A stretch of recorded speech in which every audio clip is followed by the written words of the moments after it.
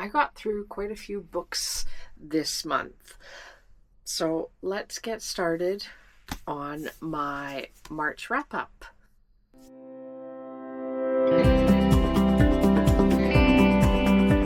Hello everyone, welcome to my channel. My name's Crystal. If you're new, welcome.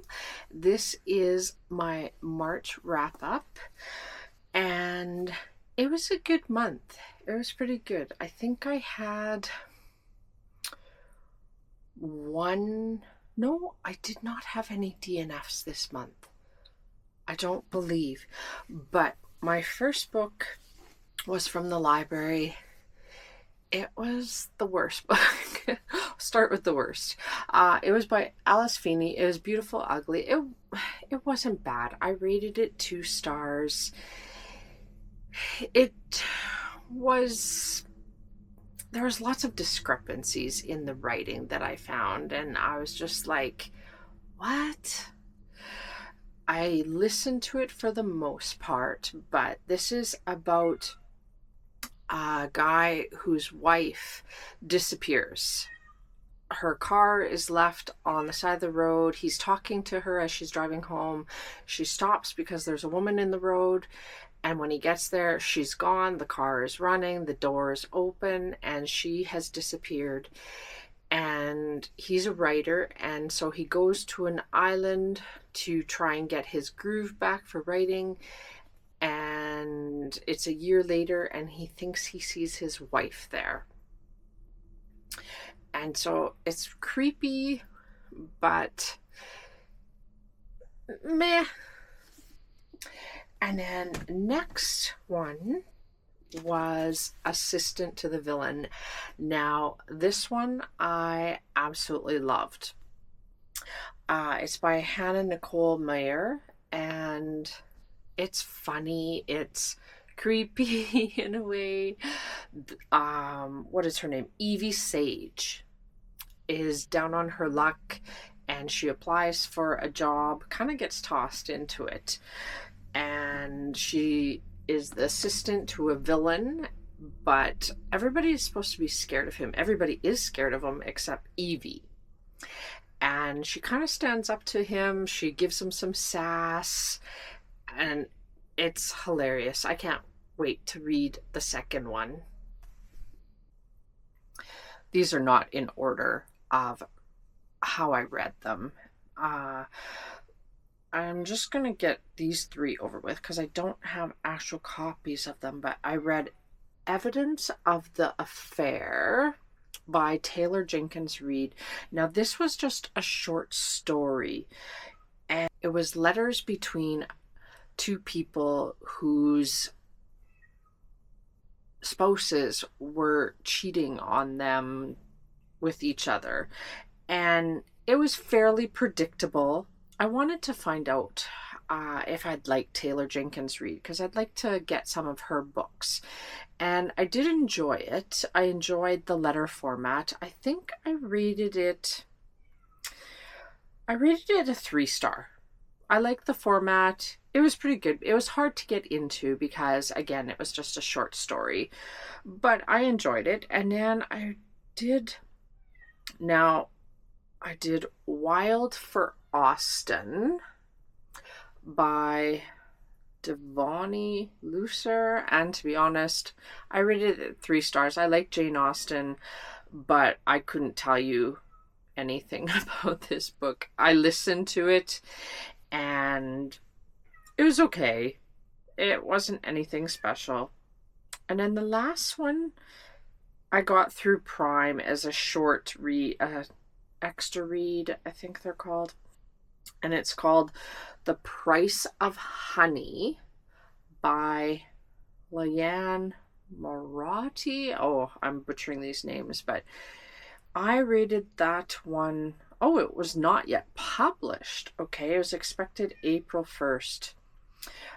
So it came out early. I rated it 3 stars. I said a decent short story about revenge. And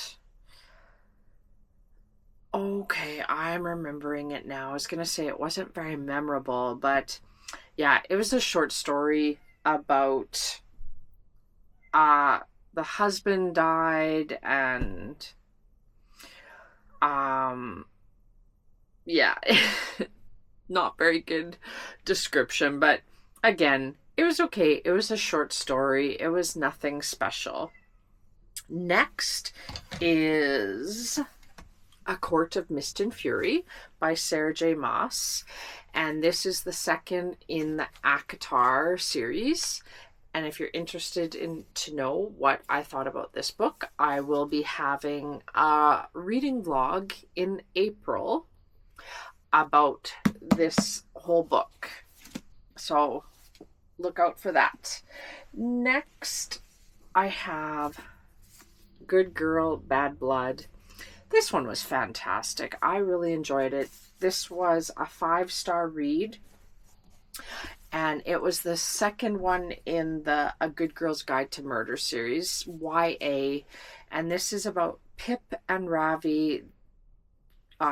Pip has released a true crime podcast about the murder case that they solved in the last book, and she insists that her sleuthing days are over, but a friend of the family asks her to check out their missing son because the police are doing nothing about it.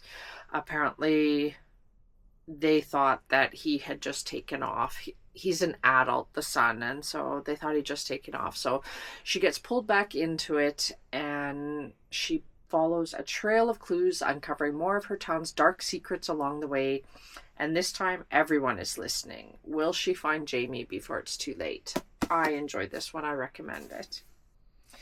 Next on the list is Heartless by Elsie Silver. This is the second one in the Chestnut Spring series, and I gave this one a 5-star too. This is between Cade and Willa.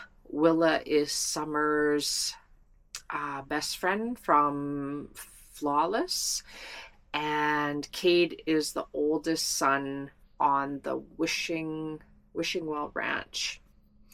And I loved it. It was Grumpy Sunshine. It was age gap.